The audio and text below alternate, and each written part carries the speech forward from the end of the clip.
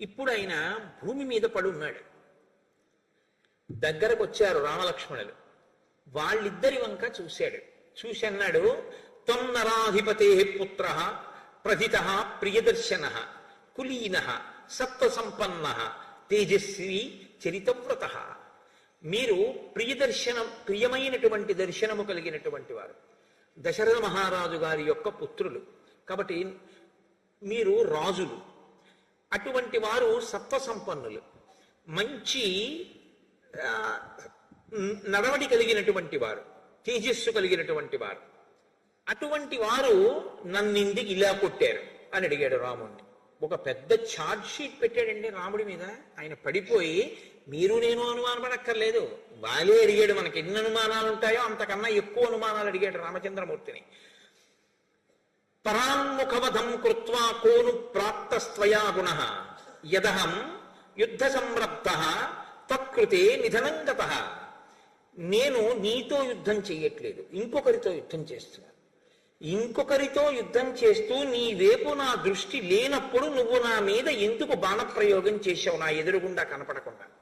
నువ్వు నా కంటికి కనపడడం వేరు, నా కంటికి నువ్వు కనపడలేదు. కనపడకుండా నేను పరాకుగా వేరొకరితో యుద్ధం చేస్తుండగా నువ్వు నా మీద బాణం వేశావు. ఇప్పుడు నీ గుణములన్నీ నువ్వు చేసిన పని చేత కొట్టుకుపోలేదా? ఇంత చారిత్రం ఉన్నవాడివి, ఇంత గొప్పవాడివని పేరున్నవాడివి, పరాకుగా ఉన్న వాలిని కంటి ముందు కనపడకుండా బాణమేసి కొట్టి రాముడు చంపాడన్న ఈ ఒక్క అపకీర్తి చేత నువ్వు సంపాదించుకున్న కీర్తి అంతా మట్టిలో కలిసిపోలేదా? దీని వలన నువ్వేం సాధించావు? నేను చచ్చిపోవడం మాట అలా ఉంచు, నీకు కళంకం వచ్చిందే, నీ కీర్తి మాసిపోయిందే ఇవాళతో. దేనికి చేశావు ఈ పని అంటూ ఏం తక్కువ మాట్లాడలేదండి ఆయన. రామకరుణ వేదీచ ప్రజానాంచ హితేరత సానుక్రోశో జితోత్సాహ సమయజ్ఞో దృఢవ్రత ఇతి తే సర్వభూతాని కథయంతి యశోభువి. దెప్పి పొడిచాడు రాముణ్ణి. ఓ, నీ గురించి సర్వభూతములు ఏమని చెప్తాయో తెలుసా? రామ కరుణవేదీచ, రాముడు చాలా కారుణ్యమూర్తి. ప్రజానాంచ హితేరత, అందరి యొక్క బాగోగుల్ని చూసేవాడు. సానుక్రోశో జితోత్సాహ, గొప్ప ఉత్సాహం ఉన్నటువంటి వాడు. దయామయుడు, సదాచార సంపన్నుడు. సమయజ్ఞో దృఢవ్రత, ఒక పని చేస్తాను అంటే విడిచిపెట్టనివాడు. ఇతితే సర్వభూతాని కథయంతి యశోభువి, నీ గురించి సర్వభూతములు ఇలా చెప్పుకుంటాయి. దాని వలన ఇలా చెప్పుకోవాలి అంటే నువ్వు ఇంత మంచి పనులు చేసి ఉంటే కదా చెప్తారు. నీకింత కీర్తి ఉంది, ఇంత కీర్తున్నవాడివి, మరి ఇలాంటి పని ఎందుకు చేశావు? దమః శమః క్షమా ధర్మో ధృతి సత్యం పరాక్రమ పార్థివానాం గుణారాజన్ దండశ్చాప్యపరాధిషు. రాజు అనేటటువంటి వాడు ఇంద్రియ నిగ్రహం ఉండాలి, మనోనిగ్రహం ఉండాలి, ఓర్పు ఉండాలి, ధర్మం ఉండాలి, పట్టుదల ఉండాలి, సత్యం ఉండాలి, పరాక్రమం ఉండాలి, అపరాధం చేసినటువంటి వాళ్ళని శిక్షించేటటువంటి వ్యక్తిత్వం ఉండాలి. కానీ నువ్వేం చేశావు? అపరాధం చేసిన వాళ్ళని శిక్షిస్తాడయా? సుగ్రీవుడితో స్నేహం చేసుకున్నాడు అని నా భార్య చెప్పింది. నేనేమన్నానో తెలుసా? యుద్ధానికి బయలుదేరే ముందు, నేనేం తప్పు చేశానని నన్ను శిక్షిస్తాడు అని నేను ధైర్యంతో వచ్చాను, నువ్వు నిన్ను శిక్షించవని. నువ్వేం చేశావు? నా ఎదురుగుండా నిలబడకుండా బాణం వేసి కొట్టావు. మరి నువ్వు తప్పు చేయలేదా? తార చెప్పిన మాట నేను వినకుండా వచ్చినందుకు నేను నీ మీద పెట్టుకున్న నమ్మకం వమ్మైపోయింది. నా ప్రాణం తీశావేమో కానీ నీ కీర్తికి కళంకం రాలేదా? తాను ఎన్ని తప్పులు చేసినా రామచంద్రమూర్తి వంటి ధర్మమూర్తితో మాట్లాడడానికి నాకు అసలు అర్హత ఉందా లేదా అని కూడా చూసుకోవడం చేత కాకపోయినా అధిక్షేపించి మాట్లాడడం మాత్రం బాగా వస్తుంది, అహంకారం. కాబట్టి ఇప్పుడు అంటున్నాడు, నత్వాం వినిహితాత్మానం ధర్మధ్వజం అధార్మికం జానే పాప సమాచారం తృణై కూపమివావృతం. నువ్వు ధర్మాత్ముడు అని పేరు పెట్టుకున్నటువంటి పరమ అధర్మాత్ముడివి. పచ్చగడ్డి చేత కప్పబడినటువంటి లోతైన నుయ్యివి. తెలియక ఎవరైనా అటు వస్తే పచ్చగడ్డి అని అందులో పడిపోతారు. నీవు పాపముతో కూడినటువంటి నడవడి ఉన్నవాడివి, నశించిపోయినటువంటి బుద్ధి కలిగినటువంటి వాడివి. ఇవాళ నీకు సరి అయినటువంటి బుద్ధి లేదు. శతాం వేషధరం పాపం ప్రచ్ఛన్నమివ పావకం. నువ్వు ధర్మాత్ముడివి అని లోకం ఎందుకు అనుకుంటోందంటే ధర్మాత్ముడిలా వేషం కట్టావు, ధర్మాత్ముడు అనుకునేటట్టు నటిస్తూ ఉంటావు. నువ్వు ధర్మాత్ముడివి కావు, నీవు బూది కప్పిన నిప్పు. తెలియక నిన్ను ముట్టుకున్న వాళ్ళు కాలిపోతారు, నువ్వు ధర్మాత్ముడివి అనుకున్నవాడు నశించిపోతాడు తప్ప నువ్వు నిజానికి ధర్మాత్ముడివి కావు అంటూ నన్ను ఎందుకు చంపావు, పరాన్ముఖుడనైన నా మీద బాణం వేశావు. విషయేవాపురేవాతే యదా పాప కరోమ్యహం నచతాం అవజానేచ కస్మాత్ త్వం హంసకిల్బిషం. నేను నీ ఊరికి రాలేదు, నేను నీ పురంలో లేను, నేనే పాపము చేయలేదు, నేను నిన్ను అవమానించలేదు, నేను నీ గురించి ఒక్క మాట మాట్లాడలేదు. ఏ కారణానికి మన ఇద్దరి మధ్య శత్రుత్వం ఉంది? ఈ కారణం వల్ల నీకు నాకు శత్రుత్వం ఉంది, బాణం వేసి చంపానంటావా? నేను ఎప్పుడు మీ ఊరు రాలేదే, అసలు నేను ఏ పాపము చేయలేదే, నిన్ను నేను ఎప్పుడు అవమానించలేదే, మరి ఏ కారణానికి వేశావు బాణం? ఫలమూలాశనం నిత్యం వానరం వనగోచరం మామిహ ప్రతియుధ్యంతం అన్యేన చ సమాగతం. నేను అరణ్యాల్లో తిరుగుతూ ఉంటాను, నేను పళ్ళు తింటాను, దుంపలు తింటాను, నేను వానరుణ్ణి కాబట్టి వనగోచరం, అడవిలో చెట్ల మీద తిరుగుతూ ఉంటాను, భూమి మీద తిరుగుతూ ఉంటాను. కాబట్టి నాకు నీకు యుద్ధం రావలసినటువంటి అవసరం అసలు లేదు. పైగా నేను యుద్ధం చేస్తున్నది నా తమ్ముడితో చేస్తున్నాను, ఇంకొక వానరంతో చేస్తున్నాను. అప్పుడు నరుడవైనటువంటి నువ్వెందుకు జోక్యం చేసుకున్నావు? నువ్వు దేనికి బాణం వేశావు నా మీద? సామదానం క్షమా ధర్మ సత్యం ధృతి పరాక్రమౌ పార్థివానాం గుణా రాజన్ దండశ్చాప్యపరాధిషు. ఒక రాజు అన్నవాడికి కొన్ని లక్షణాలు ఉంటేనే వాడు రాజు అనిపించుకుంటాడు తప్ప నీలా చేతిలో ధనస్సు ఉన్నవాడల్లా బాణాలు వేసేవాడినల్లా రాజు అనకూడదు. సామము, దానము, ఓర్పు, ధర్మము, సత్యము, పట్టుదల, పరాక్రమము ఇవి ఎవరికి ఉంటాయో, ఎవడు యుక్తాయుక్త విచక్షణతో అపరాధికి దండన విధిస్తాడో అటువంటి వాడు రాజు అనిపించుకుంటాడు. సాధారణంగా లోకంలో ఇద్దరి మధ్య శత్రుత్వం రావాలి అంటే, ఒకడు ఇంకొకడిని నిగ్రహించాలి అనుకోవాలి అంటే కొన్ని కారణాలు ఉంటాయి. వాటి వల్ల మాత్రమే ఇద్దరి మధ్య పగలు ఏర్పడతాయి. భూమిర్హిరణ్యం రూపంచ నిగ్రహే కారణాని చ అత్ర కస్తే వనే లోభో మదీయేషు ఫలేషువా. ఒకటి భూమి వలన తగు రావాలి, ఈ భూమి నాదని ఒకడనాలి, కాదు నాదని ఒకడనాలి, అందుకు గొడవ రావాలి. హిరణ్యం బంగారం వల్ల గొడవ రావాలి.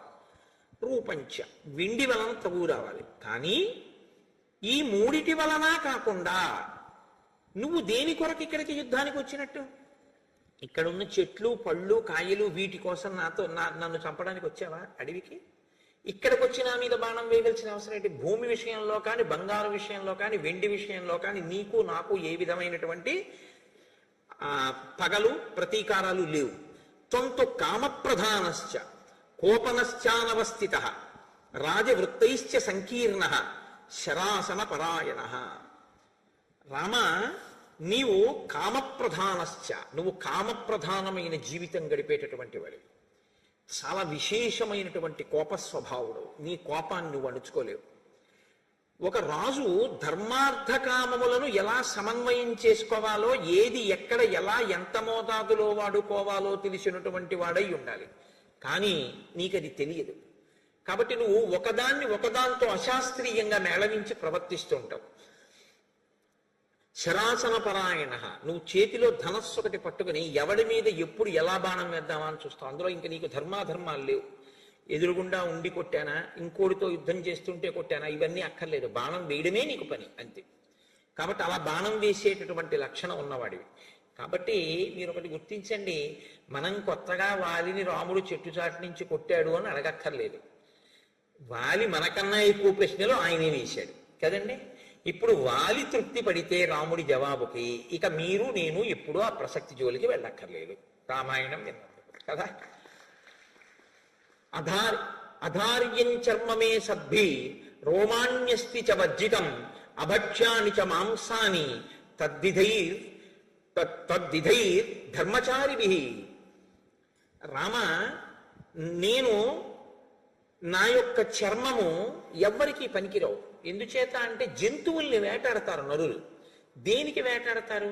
ఒకటి చర్మం కోసం వేటాడతారు, కొన్ని కొన్ని జంతువుల యొక్క చర్మం ఒలిచి తెచ్చుకుంటే దాని మీద కూర్చుని ధ్యానం చేస్తే కొన్ని శక్తులు కలుగుతాయి అని కొన్ని కొన్ని చర్మాలను తెచ్చుకుని వాటి మీద వేసి కూర్చునేటటువంటి అలవాటు ఉంది లోకంలో. కాబట్టి చర్మం కోసం జంతువుని చంపుతారు. నా చర్మం పనికిరాదు, కోతి చర్మాన్ని వాడరు. 2, సద్భి అంటే సత్పురుషులైనటువంటి వాళ్ళు. ఏదో సద్భి అన్నమాట ఎందుకు వేశాడో తెలుసా అండి? అంటే రామచంద్రమూర్తి ఆయన ఉద్దేశ్యంలో దుర్మార్గుడు కాబట్టి నీలాంటి వాడి గురించి మాట్లాడలేదు. సత్పురుషులైతే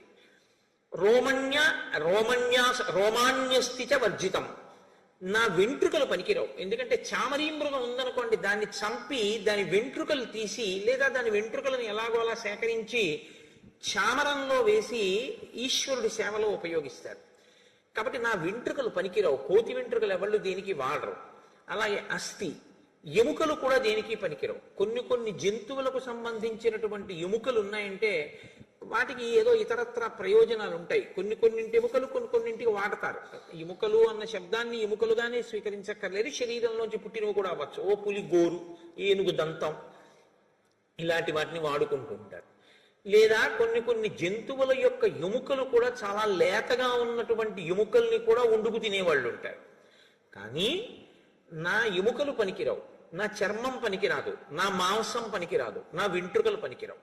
అభక్షానిచ మాంసాన్ని, కోతి మాంసాన్ని ఎవరు తినరు. కాబట్టి నరుడు మరణిస్తే ఎలా భూస్థాపితం చేస్తారో, నరుడు మరణిస్తే ఎలా దహించేస్తారో, అలా మా శరీరములు భూస్థాపితం చేయబడాలి, దహింపబడాలి. అంటే నీకు నన్ను చంపడం వల్ల ఈ ఉపయోగం ఉంది అని చెప్దామా? ఏదో వేటాడాడు ఒక రాజుగా, ఒక నరుడిగా ఒక జంతువుని వేటాడాడు అందామంటే ఏ ప్రయోజనానికి వేటాడాడు? కాబట్టి ఇప్పుడు చేతిలో ధనస్సుంది, బాణం ఉందని వేసేసావు అంతే తప్ప ఎందుకు నేను నీకు పనికిరాను, మరి ఎందుకు బాణం వేసి కొట్టినట్లు అని. శటోనైకృతిక క్షుద్రో మిథ్యాప్రసృత మానస కథం దశరథేనత్వం జాత పాపో మహాత్మన. పైకి ఒకలా కనపడుతూ లోపల దుష్టమైనటువంటి చారిత్రం ఉన్న నీ వంటి క్షుద్రుడు, మిథ్యావాదం ఉన్నటువంటి వాడు దశరథ మహారాజు వంటి మహాపురుషుడికి అశ్వమేధయాగం చేసి పుత్రకామేష్టి చేస్తే ఎలా పుట్టాడు? అంటే ఇవాళ దశరథ మహారాజు గారి వరకు వెళ్ళిపోయి అన్నాడు, త్వయా దృశ్యేనతు రణే నిహతోహం దురాసద ప్రసుప్త పన్నగేనేవ నరః పానవశం గతః. నువ్వు నా మీద బాణం వేసి చంపడం అనేటటువంటిది నీకు కీర్తికారకమని నువ్వు అనుకుంటున్నావేమో, వాదిని చంపానని. కానీ ఇది ఎటువంటిదో తెలుసా? ఒక వ్యక్తి విపరీతంగా తప్ప తాగాడు, దానివల్ల అతనికి ఒంటి మీద స్పృహ లేదు, నేల మీద పడిపోయి ఉన్నాడు. ఇప్పుడు ఒంటి మీద స్పృహ లేకుండా నేల మీద పడిపోయి ఉన్నటువంటి వ్యక్తిని ఒక క్రూరమైన సర్పము వచ్చి కాటు వేసి చంపితే ఎలా ఉంటుందో, నువ్వు నా మీద బాణం వెయ్యడం అలా ఉంది అని ఒక మాట అన్నాడు. నీవు మొనగాడివైతే నా ఎదురుగుండా వచ్చి నిలబడవలసింది, నువ్వు ఉండకుండా ఉండేవాడివి నా చేతిలో. అది చేత కాక నా ఎదురుగుండా నిలబడలేక నేను ఇంకొకరితో యుద్ధం చేస్తుంటే నా మీద బాణప్రయోగం చేశాడు. సరే, నన్ను చంపేయమని సుగ్రీవుడు అడిగాడు. ఎందుకని? నువ్వు సుగ్రీవుడితో స్నేహం చేశావని నాకు తార చెప్పింది. తారే నాతో ఏం చెప్పిందంటే మీ ఇద్దరి మధ్య సంధి కుదిరిందని చెప్పింది. కాబట్టి సుగ్రీవుడు ఏమడిగి ఉండాలి? నన్ను చంపమని చెప్పు ఉండాలి. నన్ను చంపితే సుగ్రీవుడికి ఏమొస్తుంది? రాజ్యం వస్తుంది. సుగ్రీవుడికి రాజ్యం వస్తే నీకేం వస్తుంది? నీ భార్య వస్తుంది. నీ భార్యని సుగ్రీవుడు వెతుకుతాడు. కానీ అక్కడే నువ్వు తప్పు పని చేశావు రామ. మమేవ యది పూర్వం త్వం ఏతదగ్ధం అచోదయ రాక్షసంచ దురాత్మానం తవ భార్యాపహారిణం సుగ్రీవ ప్రియకామేన యత్కృతేస్మి హతస్త్వయా కంటే బద్ధ్వా ప్రదద్యాంతే నిహతం రావణం రణే. నువ్వు సుగ్రీవుడితో సంధి చేసుకోకుండా నా దగ్గరికి వచ్చి నువ్వు సీతమ్మ జాడ కనిపెట్టమని అడిగి ఉంటే రావణుడితో నేను యుద్ధం చెయ్యక్కర్లేదు. పశువుని లాగినట్టు కంఠానికి తాడేసి ఈడుస్తాను, ఇక్కడికి ఈడ్చి ఎక్కడ వాడు సీతమ్మని దాచినా నీకు సీతమ్మని ఇప్పించి ఉండేవాడిని. నువ్వు నాతో సంధి చేసుకోవడం, స్నేహం చేయడం మానేసి నీ భార్య యొక్క జాడ కనిపెట్టబడడం కోసమని సుగ్రీవుడితో స్నేహం చేసి సుగ్రీవుడికి రాజ్యం ఇప్పిస్తే నీ భార్య జాడ కనిపెట్టడానికి వానరుల్ని పంపిస్తాడని నువ్వు నన్ను చంపావు. కానీ నాతో స్నేహం చేస్తే నీ పని ఇప్పటికే అయిపోయింది. ఇంతటి దురాత్ముడు, ఇంతటి పాపపు నడువడి కలిగినటువంటి వాడు అడిగినా రాముని యొక్క ఔదార్యం అటువంటి. ఆయన సమాధానం చెప్తున్నారు. ఆయన అన్నారు, ధర్మమర్థంచ కామంచ సమయంచాపి లౌకికం అవిజ్ఞాయ కథం బాల్యాత్ మామిహాద్య విగర్హసి. అసలు నీకు పురుషార్థములు అని 4 ఉన్నాయని, ధర్మము, అర్థము, కామము, మోక్షము అని 4 ఉంటాయని, అందులో మిగిలినటువంటి మోక్షమును పొందడానికి సాధనములైనటువంటి ధర్మ, అర్థ, కామములనేటటువంటి వాటిల్లో అర్ధకామములను ధర్మంతోటే సమన్వయం చెయ్యాలని నీకు అసలు తెలియదు. నీకు అసలు ఎప్పుడూ చతుర్విధ పురుషార్థములన్న వాటి గురించి నువ్వు మాట కూడా ప్రయత్నపూర్వకంగా సావధాన దృష్టితో తెలుసుకునే ప్రయత్నంతో విన్నవాడివి కావు, ఆలోచించిన వాడివి కావు, అనుష్ఠాన బలం ఉన్నవాడివి కావు. నీకు ధర్మం గురించి ఏం తెలిసని మాట్లాడుతున్నావు? నువ్వు ధర్మం గురించి ప్రశ్నలు వేస్తున్నావు. అపృష్టా బుద్ధి సంపన్నాన్ వృద్ధాన్ ఆచార్య సమ్మతాన్ సౌమ్య వానరచాపల్యాత్ కిం మాం వక్తుమిహిచ్చసి. అసలు ఆ ధర్మం అంటే ఏమిటో తెలుసుకోవాలి అంటే, ఆ ధర్మాన్ని ఎలా పట్టుకోవాలో తెలియాలంటే, ధార్మికంగా బతకడం అంటే ఏమిటో తెలుసుకోవాలంటే మహాత్ముల్ని ఒంట్లో ఓపికండగా ఆశ్రయించాలి. ఆశ్రయించి వారి దగ్గర విని జీవితంలో అనుష్ఠానంలోకి తెచ్చుకోవాలి. విని వదలకూడదు, ఆచరించాలి. నువ్వెవరిని ఆశ్రయించావు? చపల చిత్తులైనటువంటి నీ వంటి అమాత్యులైన వానరులతో తిరిగావు, వాళ్ళతో మాట్లాడతావు. నువ్వు ఎప్పుడైనా బుద్ధిమంతులు, ఆచార సంపన్నులు, పెద్దలు, ధార్మికులు, శాస్త్ర పరిజ్ఞానం ఉన్న వారిని ఎవరినైనా సేవించి వారి దగ్గర 4 మంచి మాటలు వినే ప్రయత్నం ఎప్పుడైనా చేశావా? నువ్వెన్నడూ చేయలేదు. నీకు తెలుసున్నది శాస్త్రం అని నువ్వు అనుకుంటూ ఉంటావు. ఇంతపాటి అల్పబుద్ధి ఉన్నవాడివి నువ్వు నన్ను ఎలాగా ఇన్ని ప్రశ్నలు వేసి నీ ఇష్టం వచ్చినట్లు మాట్లాడుతూ నన్ను నింద చేసి నువ్వు మాట్లాడగలుగుతున్నావు? ఇక్ష్వాకూణాం జియం భూమి సశైల వనకానన మృగపక్షి మనుష్యానాం నిగ్రహానుగ్రహీష్వపి. నీతో నేను ఒక సత్యం చెప్తున్నాను. ఈ కొండలతో, పర్వతములతో, నదులతో, నదములతో, అరణ్యములతో భాసిల్లుతున్నటువంటి ఈ భూమండలం అంతా కూడా ఇక్ష్వాకుకుల సంజాతులైనటువంటి వారి చేత పరిపాలింపబడుతోంది. పరమ ధర్మాత్ముడైనటువంటి భరతుడు రాజరికం చేస్తున్నాడు. ఇప్పుడు భరతుడు ధర్మాత్ముడు. ఆయన ధర్మాన్ని పట్టుకొని ధర్మాన్ని అనుష్ఠిస్తున్నాడు.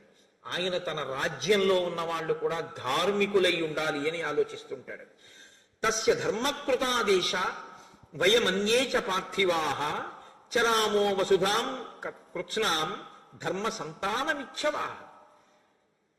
నేను ఈ అరణ్యంలో తిరుగుతున్నది భరతుడు ఏం కోరుకుంటున్నాడో, ధర్మము మధ్యలో ఎక్కడ తెగిపోకుండా ప్రవహించాలి, ధర్మము అనుష్ఠింపబడాలని రాజైన భరతుడు ఏది కోరుకుంటున్నాడో అది అందరి చేత అనుష్ఠింప చెయ్యడం ప్రయోజనంగా కూడా పెట్టుకుని తిరుగుతున్నవాడిని తప్ప ఏదో ఉబుసుపోక 14 ఏళ్ళు అడవిలో తిరిగితే అయిపోతుందని తిరుగుతున్నవాడిని కాను. అందుకే ఋషులకి అభయం ఇచ్చాడు అంటే ధర్మం కోసమే, క్షాత్ర ధర్మం అయింది. ధర్మము యొక్క కొనసాగింపు యందు నేను అనురక్తి ఉన్నవాడను. ప్రభువు ధర్మమునందు అనురక్తి ఉన్నవాడు. ఆయనది భూమి. ఇక్కడ ఉన్న మృగ పక్షి సమస్త జాతులు ధర్మమును అవలంబించేటట్టుగా చూడడం మా హక్కు, మా అధికారం. నువ్వు నీది ధర్మమా, నీది ధర్మమా, నీది ధర్మమా అని నన్ను ఎన్నో ప్రశ్నలు వేశావు. జ్యేష్ఠో భ్రాత పితా చైవ యస్య విద్యాం ప్రయచ్చతి తయస్తే పితరో జ్ఞేయ ధర్మ్యే పదిహివర్తనిహ. ధర్మాలకన్నిటికీ అలవాలమైనటువంటి ధర్మం లోకంలో తనకన్నా ముందు పుట్టినటువంటి అన్నగారు ఎవడుంటాడో ఆయన, తనకి జన్మనిచ్చినటువంటి తండ్రి గారు ఎవరుంటారో ఆ తండ్రి, విద్య చెప్పినటువంటి గురువు గారు ఎవరుంటారో, విద్య చెప్పిన గురువు కన్నా ఉపదేశం చేసిన గురువు ఇంకా ఎక్కువ. పెద్దవాడు, తండ్రి, విద్య నేర్పినటువంటి గురువు, ఈ ముగ్గురు తండ్రితో సమానమైన స్థాయిలోనే ఉంటారు. కాబట్టి ఇప్పుడు నువ్వు సుగ్రీవుడికి ఎవరు? తండ్రి. తండ్రి కొడుకుని ఎలా చూడాలి? ఎంత ప్రేమగా చూడాలి? కొడుకు భార్య నీకేమవుతుంది? కోడలవుతుంది. నువ్వేం చేసావు?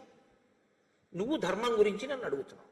ఇంకింతకన్నా వాలి నోరు ముయ్యడానికి ఏం కావాలండి జవాబు? ఆయన అన్నారు, యవీయాం ఆత్మన పుత్ర శిష్యశ్చాపి గుణోదిత పుత్రవత్తే త్రయశ్చింత్య ధర్మశ్చేదత్ర కారణం. ధర్మము కారణముగా ధార్మికమైన దృష్టితో చూసినప్పుడు తమ్ముడు, అన్నగారి వైపు నుంచి మాట్లాడినప్పుడు ఒక అన్నగారికి తన తమ్ముడు, తన కడుపున పుట్టిన కొడుకు, తనని అనువర్తించేటటువంటి శిష్యుడు, ఈ ముగ్గురు ఎందు భేదం ఉండదు. ముగ్గురిని ఒక్కలాగే చూస్తాడు. తన కొడుకెంతో తన శిష్యుడంతే, తన శిష్యుడెంతో తన తమ్ముడంతే. తమ్ముడు, శిష్యుడు, కొడుకు ముగ్గురు సమానం. ముగ్గురిని సమానంగా అన్నగారు చూడాలి. తండ్రి లేనప్పుడు పెద్దన్నగారిని తండ్రిలా తమ్ముడు చూడాలి. సుగ్రీవుడు చూశాడా లేదా? చూశాడు. నువ్వు దుందుభిని చంపడానికి వెడితే చచ్చిపోయావు అనుకున్నాడు, అందుకని ఉదకక్రియ చేశాడు. ఉదకక్రియ చేశాడు అంటే నమ్మాడు చచ్చిపోయావని. చెప్పలేదు మంత్రులతో, చచ్చిపోయావని కూడా చెప్పలేదు. బాధ తన కడుపులో పెట్టుకున్నాడు. వాళ్ళు గుచ్చి ప్రశ్న వేసి రాజ్యం ఇచ్చారు. తన భార్య రుమతో నువ్వు చచ్చిపోయావు అనుకుంది కాబట్టి చనిపోయాడు అనుకుంటే అన్న భార్య తమ్ముడిని స్వీకరించచ్చు. సంధ్యావందనం చేసే మానవ జాతిలో నీ భార్య తార నీతో కూడింది కాబట్టి సుగ్రీవుని యందు దోషం లేదు. నీ భార్య అతనితో కూడిన ఆయన భార్య రుమతో ఆయన రాజ్యాన్ని స్వీకరించి పాలన చేశాడు. నువ్వు బతికున్నాను అని తిరిగి వచ్చావు. అన్నయ్య పట్టాభిషేకం అయిపోయిందని ఖైదు చేశాడా? కిరీటం పాదాలకి తగిలేటట్టు వంగి నమస్కరించి, అన్నయ్య రాజ్యం తీసేసుకో, నేను యువరాజుని, నన్ను మన్నించు, నాకు తెలియదన్నయ్య నువ్వు బ్రతికున్నట్టు అని చెప్పాడు. తండ్రిగా ఉండవలసిన నువ్వు జరిగిన పరిస్థితిని తెలుసుకుని నువ్వు పట్టాభిషేకం చేసుకుని నువ్వు తారతో, ఎందుకంటే నువ్వు బ్రతికొచ్చావు అని తెలిసిన తర్వాత తార మళ్ళీ నీ పక్కకు వచ్చేయచ్చు. మీ జాతిలో అది దోషం కాదు. తార నీ పక్కకి వెళ్ళిపోయి రుమ సుగ్రీవుడి పక్కకి వెళ్ళిపోతే ధర్మం నిలబడి ఉండేది. సుగ్రీవుడి వైపు నుంచి దోషం లేదు. సుగ్రీవుడు నిన్ను ప్రార్థన చేశాడు, నువ్వేం చేశావు? తదేతత్కారణం పశ్య యదర్థంతం మయా హతః భ్రాతుర్వర్తసి భార్యాయాం త్యక్త్వా ధర్మం సనాతనం అస్యత్తం ధనమానస్య సుగ్రీవస్య మహాత్మనః రుమాయాం వర్తసే కామాత్ స్మృషాయాం పాపకర్మకృత్. నీవు సుగ్రీవుణ్ణి రాజ్యంలోంచి వెళ్ళగొట్టడం మొదటి తప్పు. అతను రాజ్యం ఇచ్చేస్తాను, యవ్వరాజ్యం ఇమ్మన్నాడు. నువ్వు యవ్వరాజ్యం ఇవ్వకపోగా కన్న కొడుకుని పంపినట్టు కన్న కొడుకుని ఇంట్లోంచి తప్పు లేకపోయినా పంపించడం ఎంత తప్పు. అలా పంపించావు. పంపించి ఊరుకున్నావా? చంపేస్తానని వెంట పడితే భూమండలం అంతా తిరిగాడు. ఋష్యమూక పర్వతం మీద బతుకుతున్నాడు. బతికున్నాడు తమ్ముడిని తెలిసి, తమ్ముడు మరణిస్తే ఆమె కోరుకుంటే రుమని నువ్వు స్వీకరించవచ్చు.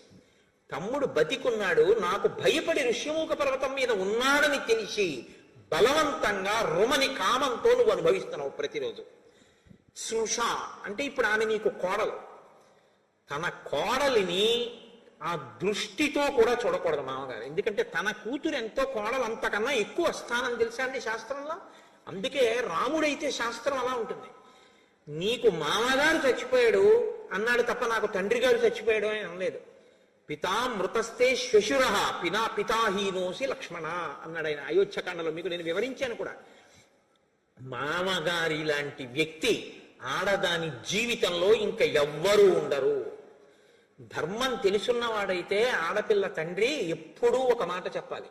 అందరూ తనకి నమస్కరించిన పెళ్ళైపోయాక తన కూతురు మాత్రం మామగారు ఎదురుగుండా ఉండగా తనకి నమస్కారం చేయకూడదు. ముందు మామగారికే ముందు నమస్కారం నేర్పుకోవాలి. అమ్మా నీ మొదటి నమస్కారం నీ మామగారికే. మామగారి లాంటి బంధువు ఉండడు ఉండడు ఉండడు అని చెప్తోంది శాస్త్రం. అంత ప్రేమగా ఉంటాడు మామగారు. ఇది చెప్పేటప్పుడు నాకు చాలా సంతోషంగా ఉంటుంది. నా కోడలు ఎప్పుడు వస్తుందా అనిపిస్తుంటుంది. కాబట్టి అలాగని నువ్వు ఇప్పుడేం దాని గురించి ప్రత్యేక ప్రయత్నం అక్కర్లేదు. ఆ రోజు వచ్చినప్పుడు నేను చూస్తాను. కాబట్టి యవీయాం ఆత్మన పుత్ర, నీవు స్నుష కోడలి వంటి నీ మరదలితో నువ్వు సంగమించావు, బలవంతంగా అనుభవించావు. తమ్ముడు బ్రతికున్నాడని తెలిసి. ఇప్పుడు చెప్పు, ఎవరిది ధర్మం? నువ్వు ధర్మాత్ముడివా? నీకు పాపం లేదా? ఇప్పుడు ఇక్ష్వాకు వంశీకులదైన ఈ రాజ్యంలో ధర్మం తప్పి ఇలా తిరుగుతున్న వాడిని దండించే అధికారం నాకుందా లేదా? రాజు దండన విధించాలి. ధర్మం తప్పిపోయినవాడు పరిపాలన చేస్తే ఇదే రేపు అందరూ ధర్మంగా స్వీకరిస్తారు. కాబట్టి నువ్వు దండార్హుడవు. తత్ వ్యతీతస్య తే ధర్మాత్ కామవృత్తస్య మానరా భ్రాతృభార్యాభిమర్శ్యేస్మిన్ దండోయం ప్రతిపాదితః. తమ్ముడి భార్యని అనుభవించినటువంటి నిన్ను వధించడం మినహా ఇంకొక శిక్ష శాస్త్రంలో లేదు. ఓన్లే ఏదో చేసి విడిచిపెడదాం, ఓ అంగవైకల్యం చేద్దాం, ఓ కాలు తీసేద్దాం, ఓ చేయి తీసేద్దాం అంటే కుదరదు. శాస్త్రంలో ఇటువంటి తప్పు చేసిన వాడు ఇక శరీరంతో ఉండకూడదు. కాబట్టి అతన్ని మృత్యు మార్గమునకు పంపించవలసి ఉంటుంది, మృత్యువునకు ఎరగా పంపించవలసి ఉంటుంది. కాబట్టి నేను నిన్ను చంపేశాను బాణం వేసి. సుగ్రీవేణ తమే సఖ్యం లక్ష్మణేన యథాతథా. సుగ్రీవుడితో స్నేహం చేశావు అంటున్నావు. సుగ్రీవుడితో నా స్నేహం లక్ష్మణుడితో స్నేహం ఎటువంటిదో అటువంటిది. లక్ష్మణుడు ధర్మాత్ముడు, అందుకని నా వెంట ఉంటాడు. సుగ్రీవుడు ధర్మాత్ముడు, నా వెంట ఉండడానికి అంగీకరించాను. ఇప్పుడు సుగ్రీవుడు నా తమ్ముడి స్థానం పొందాడు. నీ తమ్ముడైనా నువ్వు సుగ్రీవుణ్ణి తమ్ముడి స్థానంలో ఉంచుకుని నేను ఇచ్చిన మర్యాదను ఇవ్వలేకపోయావు. కాబట్టి అన్నగా చచ్చిపోయావు అంతే. ఈ మాట విని ఎంత ఏడవాలండి వాలి. ఆయన మాట్లాడితే రామచంద్రమూర్తి మాట్లాడడం అంటే అంత స్పష్టంగా ఉంటుంది. కాబట్టి దార రాజ్య నిమిత్తంచ నిశ్రేయస కరస్సమే, నేను ప్రతిజ్ఞ చేశాను, ఆయన రాజ్యాన్ని ఆయన భార్యని ఆయనకి ఇప్పిస్తాను అని నేను ప్రతిజ్ఞ చేశాను. కాబట్టి ఇప్పుడు నువ్వు మరణిస్తే సుగ్రీవుడి భార్య సుగ్రీవుడికి దక్కుతుంది, ధార్మికం అవుతుంది. నీవు మరణించిన తరువాత రాజ్యము కూడా సుగ్రీవుడికి వెళ్ళిపోతుంది. నీవు బ్రతికుండగా సుగ్రీవుడి నీ పాదముల మీద పడి ప్రార్థన చేసినప్పుడు నువ్వు సరిగా ప్రవర్తించి ఉంటే నేను జోక్యం చేసుకోవలసిన అవసరం ఉండేది కాదు. నేను నిన్ను చంపడం నువ్వు తెచ్చుకున్నటువంటి పరిస్థితి తప్ప నేను నిన్ను వెతికి చంపవలసిన అవసరం నాకు లేదు. ధర్మాన్ని నిలబెట్టడానికి నిన్ను చంపడం వినా మార్గం లేని స్థితిని నువ్వు కల్పించుకున్నావు. వాలి పరిస్థితిని ఎవరూ కల్పించుకోకూడదు. కాబట్టి రాముడు ఎప్పుడు ఇచ్చే అవకాశం ఏమిటో తెలుసా అండి? తెలిసో తెలియకో చేసేసిన తప్పులకి రాముడేమండం, రామా ఎన్ని తప్పులు చేశానో తండ్రి, నా తప్పైపోయింది, నన్ను మన్నించని త్రికరణ శుద్ధిగా రామపాదముల మీద పడిపోతే ఆ పాపములన్నిటినీ మన్నించేస్తాడు రామచంద్రమూర్తి. ఆయన దయాగుణం కలిగినటువంటి వాడు రాముడు.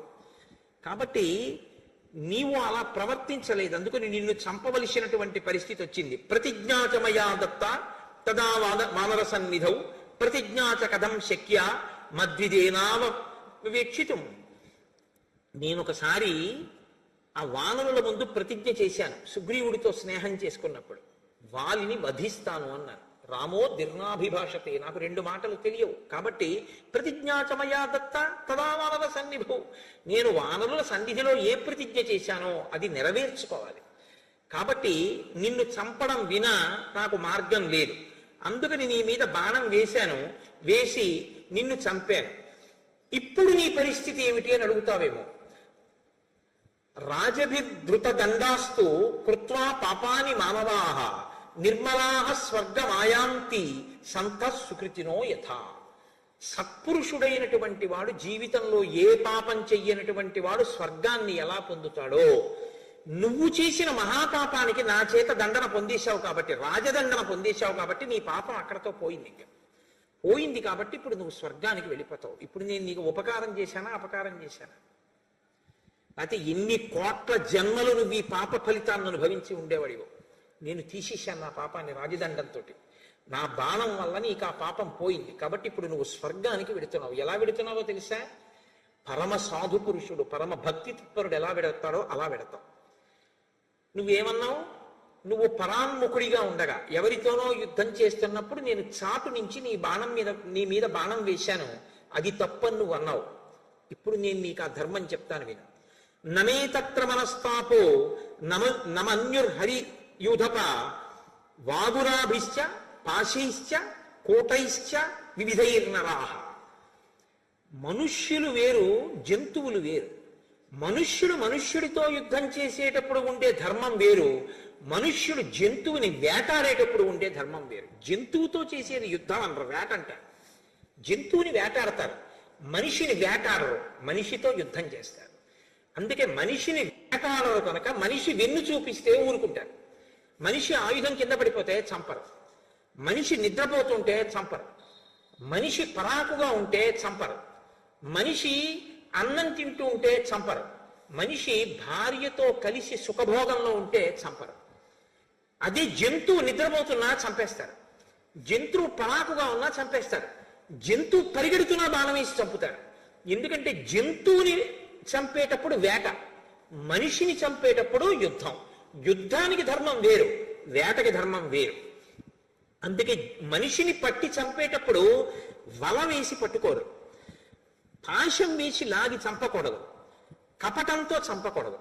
జంతువుని చంపేటప్పుడు వల వేసి పట్టుకోవచ్చు, పాశం వేసి పట్టుకోవచ్చు, కపటంతో పట్టుకోవచ్చు, నిద్రపోతున్నప్పుడు పట్టుకోవచ్చు, నిద్ర లేచి ఉండగా పట్టుకోవచ్చు, మేత మేస్తుండగా కొట్టచ్చు, పారిపోతున్నప్పుడు కొట్టచ్చు, నిలబడినప్పుడు కొట్టచ్చు, పడుకున్నప్పుడు కొట్టచ్చు. ఏం చేస్తున్నా సరే వేటాడాలనుకున్నటువంటి రాజు జంతువుని కొట్టేటప్పుడు ఇలాగే కొట్టాలన్న నియమం ఏమీ లేదు. కాబట్టి చాటున మాటు వేసి బాణాన్ని వేస్తారు. దశరథ మహారాజు గారు వేయలా శబ్దభేద విద్యతో తెల్లవారగట్ట నీరు తాగుతుంటే ఏనుగు వచ్చిందనుకుని బాణం వేయలేదు, మరి చాటు నుంచి వేయలేదా? వేటాడేవాడు ఎప్పుడు సింహానికి ఎదురుగుండా వెళ్ళి వేటాడడానికి ఏం కూర్చోడు, ఏ పొలమాటలో కూర్చుని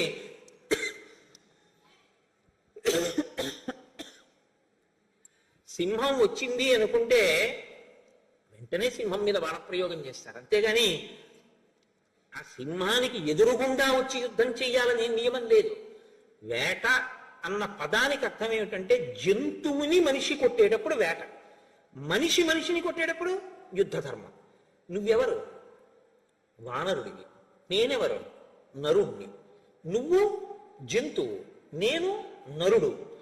జంతువుని కొట్టేటప్పుడు మనుష్య ధర్మం పాటించమని నువ్వెవరు నాకు చెప్పడానికి ధర్మం?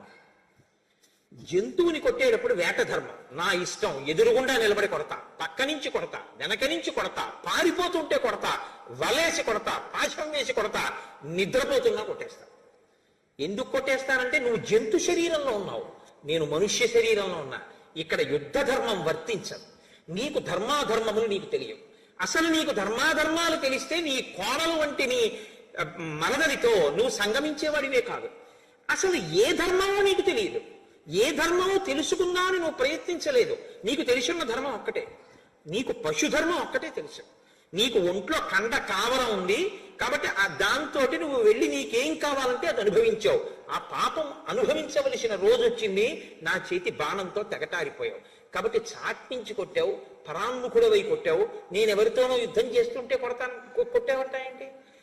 నాకు నేను పొందవలసిన ధర్మాన్ని, నేను పాటించవలసిన ధర్మాన్ని నేను ఎవరి పట్ల పాటించాలో అది మానేసి నీ పట్ల నేను పాటించాలి ధర్మాన్ని చెప్పడానికి నువ్వెవరు? శాస్త్రం ఏది చెప్పిందో అది ధర్మం, నువ్వు చెప్పింది ధర్మం కాదుగా. తత్ శాస్త్రం ప్రమాణంతే, శాస్త్రము ప్రమాణం. ఇదే నేను మీతో మనవి చేసేది. రాముడు ఎప్పుడు మాట్లాడినా శాస్త్రమే మాట్లాడతాడు, తన సొంత నిర్ణయాలు చెప్పడు రాముడు. ధర్మాన్ని నిర్ణయించినది శాస్త్రాలు నిర్ణయించే, స్మృతులు నిర్ణయించాయి.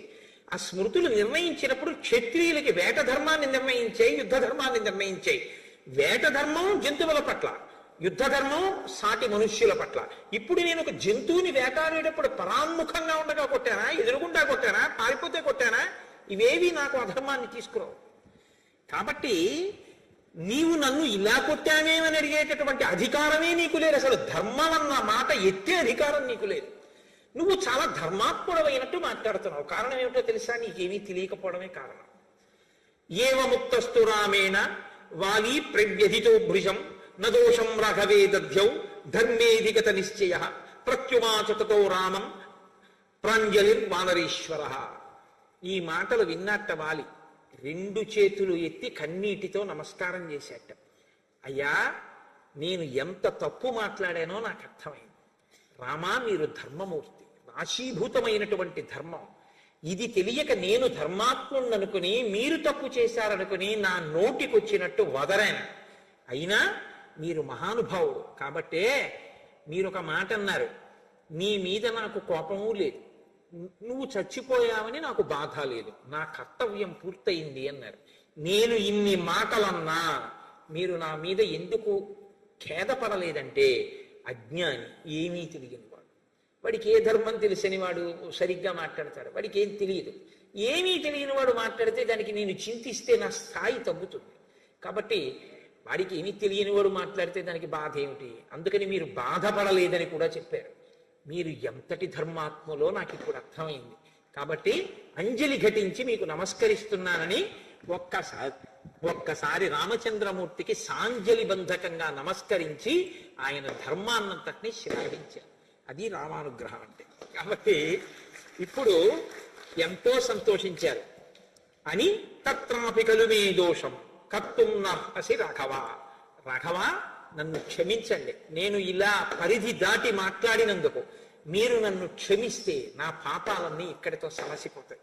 నేను సంతోషంగా ఊర్ధ్వలోకాలకి వెళ్ళిపోతాను అని నత్వాత్మానం అహం శోచే నతారాం నచ బాంధవాన్ యథా పుత్రం గుణశ్రేష్టం అంగదం కనకాంగదం. ఇంకా ధనేష, దారేష, పుత్రేష ఉంటుంది కదండి. ధనేష, దారేష గెలిచాడు రామదర్శనంతో, పుత్రేషం ఉండిపోయింది. నాకిప్పుడు తార గురించి బెంగలేదు, ఈ భూమి గురించి బెంగలేదు, అంటే రాజ్యం గురించి. అంగదం కనకాంగదం, బంగారు కేయూరములు పెట్టుకు తిరగడం అంటే ఇష్టమైనటువంటి నా కొడుకు చిన్నవాడున్నాడే, వాడికి ఏమీ తెలియదు పాపం ఇంకా ప్రవర్తన. రేపు సుగ్రీవుడు రాజవుతాడు, ఎలా ప్రవర్తిస్తాడో తెలియక ఆ సుగ్రీవుని యొక్క శత్రువులతో కలిసి తిరిగితే సుగ్రీవుడికి కోపం వస్తుంది. కాబట్టి మీరు నా తమ్ముడైనటువంటి సుగ్రీవుణ్ణి ఎలా రక్షించి కాపాడి హత్తుకుని మీ పక్కన పెట్టుకున్నారో అలాగే నా కొడుకైనటువంటి అంగదుణ్ణి మీ ఛత్రఛాయల్లో మీ నీడలో కాపాడి పెద్ద చేయండి రామా, ఇంకా నాకు అంతకన్నా ఏం అక్కర్లేదన్న. తప్పకుండా నేను నీ కొడుకుని అలాగే కాపాడతాను అని మాటిచ్చారు. మాటిచ్చిన తరువాత మళ్ళీ ఇంకొక మారు క్షమార్పణ చెప్పాడు. శరాభితప్తేన విచేతసా మయా ప్రదూషితస్వం యదజానతా ప్రభో ఇదం మహేంద్రోపమభిమ విక్రమ ప్రసాదితస్వం క్షమమే నరేశ్వర. ఇక్కడతో మూడో మాట అయింది సత్యం. ఆయన అన్నాడు, మహానుభావ, నీవు ఇంద్రుని కూడా నిగ్రహించగలిగినటువంటి గొప్ప బలశాలి, మహేంద్రుడి వంటి శక్తి సంపన్నుడు.